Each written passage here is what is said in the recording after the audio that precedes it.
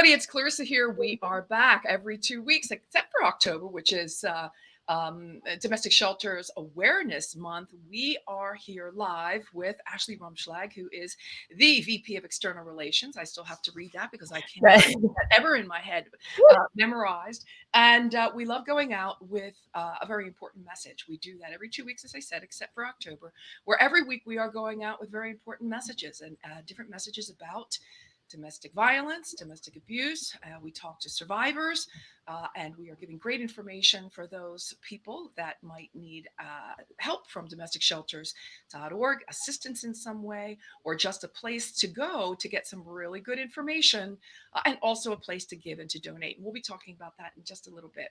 But first, we want to bring on a very exciting guest. And Ashley, I know that you have had with Kim Scouller, you have had, is it Scouller, Kim? Scouller, yes. Scouller. Okay. I'm sorry, I should have gotten that out of the way first. We have, you have had some phenomenal conversations before going live today about financial abuse, which is something that when we're talking about domestic abuse or domestic violence, it's really not something that comes up as frequently, but we have, because we're always so more concerned about getting someone out of a physical situation, something where they might have physical harm. But what about that financial harm that we seem to overlook when we're talking about abuse? I'm going to let you take over a little bit here, Ashley, and ask Kim. And Kim, forgive me. Let me set Kim up. I'm sorry, getting ahead of myself here. So Kim has been an attorney for over 30 years. She has served as an adjunct professor at the Brandeis School of Law at the University of Louisiana. She's an in-house attorney for one of the largest financial service companies in the world. And in 2014, Kim she co-founded and launched Only Blue Skies, which is a women's business platform focused on making financial education and financial profession more accessible to women. So Kim, welcome. Oh, thank you so much, Clarissa. It's great to be here. I'm so glad that you could. Ashley, as I said, I know that you and Kim have had some conversations to sort of get to know one another and then before the live. So I'm going to let you take over with some questions here. Yeah, well, go ahead. I want to clear up. Yes. Only for, it was at University of Louisville and not University of Louisiana. And Louisiana's great, but through and through, I'm a Cardinal fan. So you are right. I don't know why. University of Louisville. You know, I've got to change these glasses. I think I need to bump it up a notch. And it's far away, so thank you for that. Excuse me for the gaffe, but yes, it does say Louisville here. You're right. Louisiana came out, but it did anyway. We do welcome you. That's okay. So much for being here with us. Ashley, would you like to ask some questions? Yeah. So Kim, thank you so much for being here, and I'm so thankful, Clarissa, for making this connection. You know, it's financial abuse is something, like you said, it's always kind of thought of as a secondary fact, but it's one of those types of abuse that it's present in 99% of abuse cases. So it's really important to talk about. It's really important to share information about what financial abuse looks like. And so Kim, if you don't mind just kind of diving in and sharing a little bit about what financial abuse looks like in relationships and how people can spot those red flags. So, you know, it's interesting, Ashley, as you said, 99% of abuse cases, women and men who are the subject of abuse report that they are subject to financial abuse. And that is, you know, situations where their abuser is using financial control, financial isolation, financial intimidation to keep their victim trapped in another way. It is one of the primary reasons a lot of victims report that they stay in abusive relationships or they go back to abusive relationships, especially if they have children. Because every part of escaping an abusive situation involves money, from, you know, filling the car with gas, or buying a bus ticket or a plane ticket, or finding a new place for you and your kids to live, or putting food on the table. And if you're not prepared or educated on the financial side, and if your abuser has kept tight control over the money and made you feel small, about your decision making when it comes to money, or your ability to make money, or your ability to access money, you start so far behind the eight ball because you have no hope when it comes to money. And so I'd like to just kind of talk about the red flags. I know Ashley and Clarissa, when you all, talk to victims and seen stories of abuse, a lot of women report that they can't see it when they're in it. Mm-hmm. And I'm hoping that by getting the red flags out there, that maybe women, if they see something in their relationship, or they see something that applies to a friend or a family member's relationship, they can speak up and, talk about it, and let's get it out there in the open. I think that's all part of what this month of domestic violence awareness is all about. So what are some of the red flags, Kim? What are some of the things that I'm going to say women, it's not only women, we clarify that every time, but mostly. Right. What is So, that the survivor, that the abused is supposed to be looking for? there are basically three different types of financial abuse we're seeing. The first kind is financial control. And that's where the abuser withholds money or withholds information about money, doesn't let you see the bank statements, or the abuser is grilling you for all the details about how you're spending money, and is doling out money a little bit at a time, and is criticizing your financial decisions and really belittling what you're doing on the financial side. Now, the second type of financial abuse is about employment or education sabotage. This is where the abuser is preventing you from making money or improving your situation with respect to money. So they're forcing you to be late for work or late for school, or they're trying to force you to quit work or quit school. They're harassing you at work or at school. They're harassing your bosses or your schoolmates. And it gets to the point for a lot of women who are working that they just leave their job, or they get fired from their job because from the employer's standpoint, it's just too much trouble. Now, the good news is there are several states that prevent employers from firing you because you are a victim of abuse. We need a whole lot more states to apply that, or to pass that kind of legislation, but there are several states that do that today. Wow. Do you happen to know what those states are offhand? That too, yeah. Yeah. Off the top of my head, but I can make sure you all have a list of states, but I don't have it. Yeah. Easy. But it's so important that we push for legislation in all states so that abusers can't prevent their victims, survivors, from getting out there and working, right, or improving their situation by going to school. And other things that that abusers do in this kind of situation where they're sabotaging you is they're belittling your accomplishments, and they're belittling your goals, and always saying, well, you'll never get that, or that doesn't mean anything, or they do that for everybody.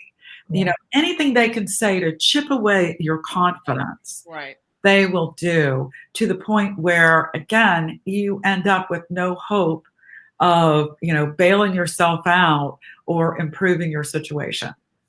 So what is it that a woman can do, Kim, to become more financially literate?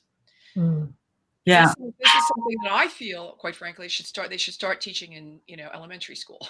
They should start teaching. Well, exactly. Right now, there are only 17 states that require financial education, financial education in high school.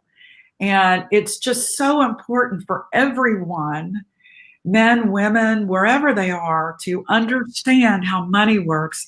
And women in particular, because I'm a big believer in the fact that education will give you more choices. Mhm. And if you've got a financial education and you find yourself in a situation where your escape routes have been cut off, that you've got that financial education, you can come up with a plan and a strategy that will help you escape that situation or find a way to improve that situation. Classes, courses, can we find I'm sure we can find something online that could get us started. There's a lot of great information online, and I also welcome women to go to my website. It's at howmoneyworks.com/my name, and you can see my name up there, Kim, Kim Scouller, Scouller. And if you contact me, I will also provide you with a complimentary copy of this book, How Money Works. It is the anti-financial textbook. It's like 128 pages, very accessible, easy to understand, basic financial concepts, and the pieces you need for your financial plan. Yeah. Now, women in domestic violence situations, they have it harder because they've got to really hide what they're doing. And so if there's another location or another email address or a trusted friend who can help you get financial education and help you keep quiet your emergency stash Right. to escape your situation. Well, times have been a little more difficult in that sense during COVID, right? So, Yeah. we've spoken many times, Ashley and I, on our shows about the difficulties of moving or getting the plan and blueprint in place because usually, the abuser is home now where normally he would not have been. And we have sort of come up with a couple of things that might have been helpful in that case, and that would have been go ahead and delete your history once you're done, doing your delete your Yeah. history, number one. Number two, where it's possible, try to get yourself to a library. I know it's difficult. You've got to wear the mask and a lot of them shut down, but if they are open and some are, get to a library, use their resources, use their computers, and that's a pretty safe way of going. Yeah. Exactly.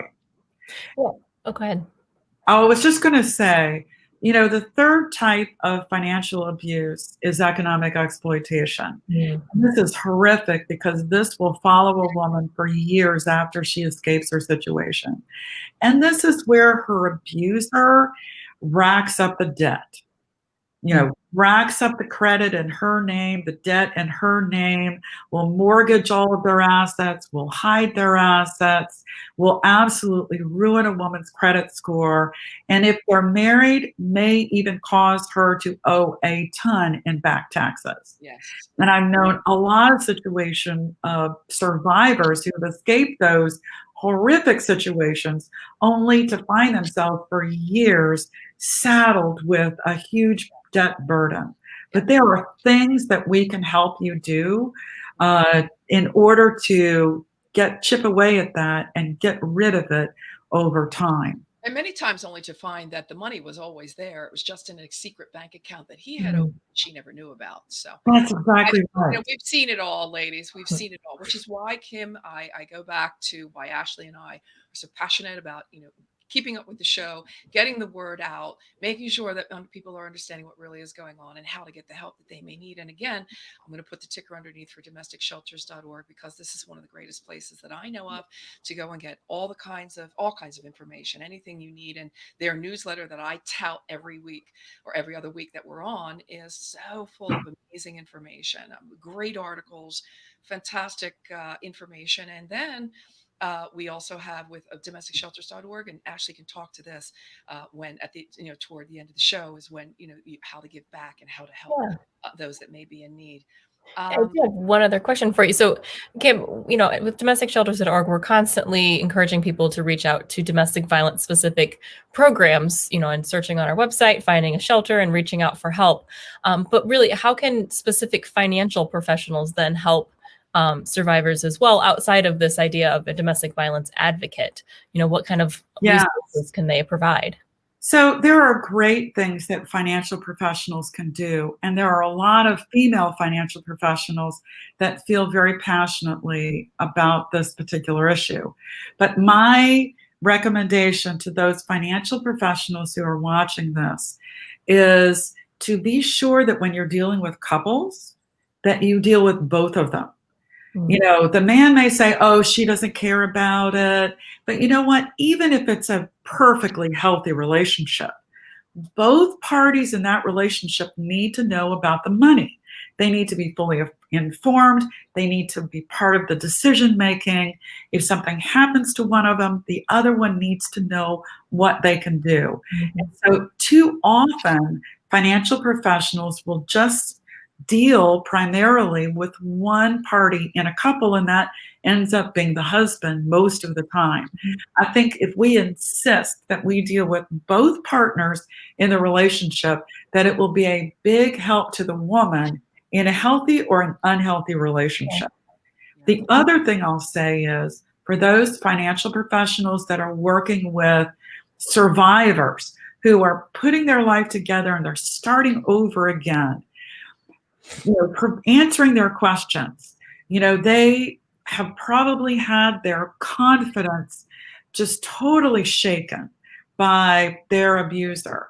And the things that we can do to make them feel comfortable that no question is a stupid question, that they should be able to ask whatever it is they want to ask and feel important enough to answer it in a way that they can understand, and give them step-by-step, not overwhelming, but a step-by-step guide on the things they can do to start over again and to get back, you know, what it is they've lost, and to start working towards their future financial goals. Those things that we can do to help instill confidence and to help nurture hope and future. It's amazing what a financial professional can do for a survivor. It's amazing. And I love what you're saying there too, because just as a quick sidebar, I'm writing a book right now called The Self-Esteem Regime. And it is a way for women to be able to come back to themselves through a good, feel good, be good, and greater good concept. It was picked up by Rowan and Littlefield. It won't be out for another year and a piece yet. But just to let you know that we're all on the same page around here, Kim. That's great. How to do. I definitely want to get a copy. We'll definitely get a copy. I want a copy of yours as well. As we're closing up, I would really like to be able, first of all, we didn't touch upon the fact that you yourself are a survivor. Did you want to share anything about that? You know, I think the main message is, you know, as you all said, I'm, you know, been an attorney for over 30 years, and I spent a lot of that as in-house counsel for the Transamerica companies. And I actually ended up president of Transamerica's largest broker-dealer in the United States, which required me to do a lot of travel. And it ended up really hurting my relationship with my husband at the time. And it got to the point where it was an abusive situation. And here I was, you know, president of, you know, a large financial company. And I found myself in an abusive situation, both domestic violence and financial abuse. And so I want women to understand that it doesn't matter where you are in your life, in your career, with your family, it can happen to any of us. So don't feel like you're not good enough or not smart enough or not educated enough or not something enough. We are enough. We are more than enough. And it can happen to any of us. And just, you know, look out for yourself and your kids and do what you need to do to escape that situation or improve your situation. Yeah, actually, and I often speak about that, about, you know, also the guilt and the shame that comes along with that, and that there are no socioeconomic barriers, if you will. We do have a question, and I'd like to read it and get your answer to this, Kim. Is there any financial help? This is from Sasha. Is there any financial help for persons who have been in domestic violence who are starting over? Any financial help? So, Sasha, that is such a great question. So you email me, kim.scouller at wealthwave, wealth.com, kim.scouller at wealthwave.com. And I'm going to send you a copy of this book. There you go. That's it. And in the book, it will go through basic financial concepts, and it will spell out the 7 money milestones, which are the 7 steps for your financial plan. And you and I can email back and forth. We can talk on the phone, and I will help you start over. I'll help you get that on the right track for your financial plan. That just gets me in the feels when it just hits me in the feels, Kim, when we actually are really helping people and really helping ladies, mostly ladies, move forward. I did want to give Ashley the moment to talk about not only how, as we're coming up on the holidays, there's a gift guide at domesticshelters.org. And I wanted you to talk also really quickly about the Purple Ribbon Awards. Yes, yeah. So one of the things that we've launched this month, with Domestic Violence Awareness Month was our national awards program called the Purple Ribbon Awards. Right now, we encourage you to visit purpleribbon.awards.org to learn more about the program and sign up to be notified when the nomination period starts January 1st. So at that point, then we'll spend January through the end of March accepting applications for one of the over 30 categories that we're giving out awards in. Yeah. So and I know shelters is on there. What are the different categories? Give us. Yeah. So just a few of them. We're looking at law enforcement. We're looking at board members, volunteers, marketing programs, rebranding things. We're just really honoring all of the wonderful accomplishments that have been moved forward throughout 2020 in the domestic violence space. So a lot of really great things. And the most exciting thing is that we have over $30,000 in grants to give away.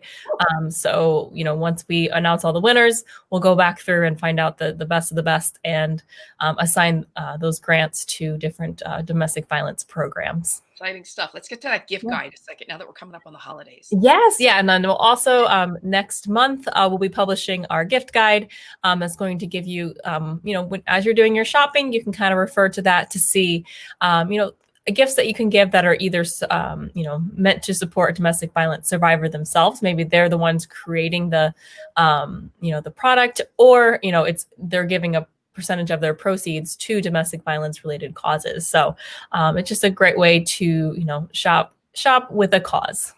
Absolutely. Well, all exciting stuff, ladies. I think we've given a plethora of information today. Yes. I cannot thank you enough for taking the time to stop what you're doing, because I know how busy you are, to talk to us, to talk to the audience, to help us get this message out in a really happy, healthy, and productive way. Let's put it that way. I'd like to say happy because I think it's happy news when we can give people an out and a way to, like you say, a lot of people say hope for a better future. Well, we definitely want to see them in very, very happy places. So again, ladies, unless you have any last minute thing to add, Kim? No, this has been incredible. Thank you both so much. Thank you. Thank you. So much. Just stay right there, ladies, while I close up the show, and we'll say goodbye to each other on the other side. Bye-bye for now, everybody. We'll be back again. Ashley, next week? Yes, next week. We'll be back again next week. We'll be putting it out so that you'll be able to see everybody. Goodbye now, and have a great week. Bye-bye now. Thanks for listening to this episode of the In the Limelight podcast, intelligent media for the savvy entrepreneur. You can listen to this and all of my podcasts on Apple Podcasts, Google Podcasts, Stitcher, Spotify, Pandora, and Inspired News Radio. You'll find all of my videos and the In the Limelight digital magazine on ClarissaBurt.com. And don't forget to connect with me on social pretty much anywhere. Stay well until we meet again. In the Limelight.